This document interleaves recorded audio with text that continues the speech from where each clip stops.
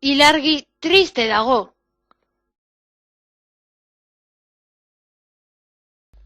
Elefanteak gustura emango lioke ilargiri musu, baina ez da haraino iristen. Itxaron elefante, tio hartz polarrak, nik lagunduko dizut.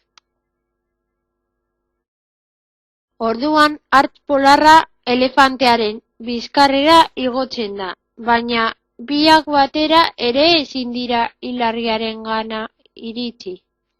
Ba al daukat laguntzerik? Tigrea galdetzen du. Tigrea elefantearen bizkarrera igotzen da aurrena, hartz polarraren bizkarrera hurrena. Baina hirurak batera ere ez dira ilargiari musu emateko bezain gora iristeko gauza. Orduan kokodrilo bat agertzen da. Nahi al duzue nire laguntza? Esaten die. Kokodriloa elefantearen bizkar gainera igotzen da, hartz polarraren bizkarrera eta tigraren gainera.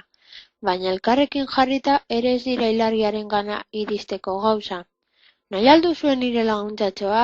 Esaten die saguak. Sagua elefantearen bizkarrera igotzen da, handik hartz polarraren bizkarrera, gero tigraren gainera, eta azkenik kokodriloaren bizkarrera. Kontu handiz kokodriloaren muturrean zutitzen da, eta horrela ozta-ozta iristen da ilargiari masailean musu samur bat ematera.